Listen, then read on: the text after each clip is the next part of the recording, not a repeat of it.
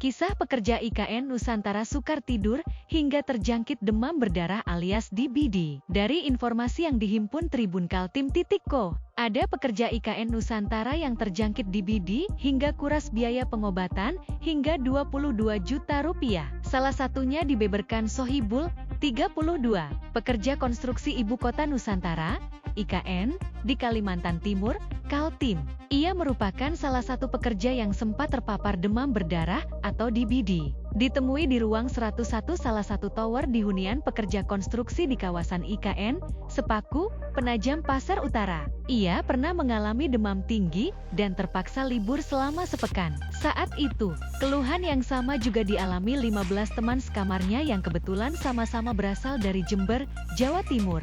Saat itu beberapa teman sudah ada yang dirawat di rumah sakit dan dinyatakan demam berdarah. Intinya hampir bersamaan kami sekamar tumbang karena demam tinggi, kata Sohibul. Beruntung, kondisi Sohibul tak separah kawan-kawannya yang lain. Ketika kawan-kawan sekamarnya sebagian besar harus menjalani rawat inap, ia cukup menjalani rawat jalan.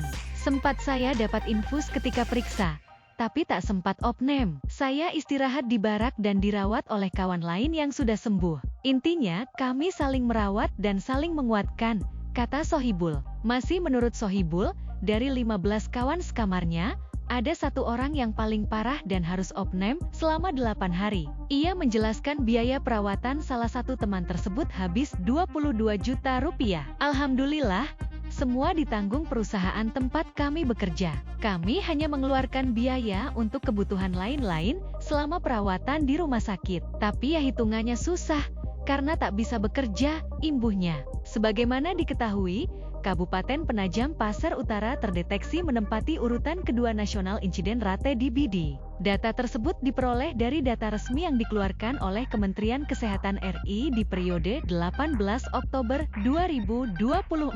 Dari kisah Sohibul, diketahui bahwa kasus DBD di kawasan IKN sudah berlangsung sejak lama. Setidaknya sejak Juni-Juli kasus DBD sudah banyak ditemukan di sejumlah pekerja IKN. Jadi kami kena itu sekira bulan Juni atau Juli. Sebelum dan sesudah itu, sampai sekarang ada saja pekerja yang terkena imbuhnya. Menurut Sohibul, keluhan pekerja seperti dirinya rata-rata memang demam tinggi dan lemas serta perut mual. Ketika diperiksa ke klinik, diagnosa dokter rata-rata memang demam berdarah. Diakui Sohibul, berada satu kamar berukuran 6x6 dengan 8 ranjang tingkat, mereka harus berdamai dengan keadaan. Pola hidup bersih tak bisa diseragamkan lantaran ada 16 orang yang tidur satu kamar yang masing-masing berbeda keinginan. Beginilah situasinya. Ini masih untung seisi kamar ini berasal dari kampung yang sama. Di tower lain ada yang campur dengan pekerja beda perusahaan yang bahkan tak saling kenal.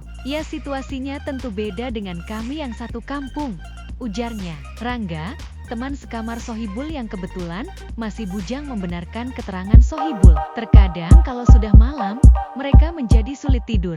Pertama, merokok di kamar adalah hal yang biasa. Selain itu, karena tidak ada hiburan, terkadang kami begadang sampai pagi untuk main game. Jadi suasananya kalau malam justru ramai sehingga sulit tidur, imbuh Rangga. Bekerja seharian dengan kondisi badan tidak fit, ditambah dengan begadang menurut Sohibul menjadikan para pekerja mudah terserang penyakit. Ya, itu konsekuensinya. Tapi bagaimana lagi, kita harus berdamai dengan keadaan. Saya yang sudah 7 bulan tak pulang terkadang juga larut dengan apa yang dilakukan kawan-kawan dan akhirnya harus dipaksa dinikmati, kata Sohibul. Download Tribun X sekarang, menghadirkan lokal menjadi Indonesia.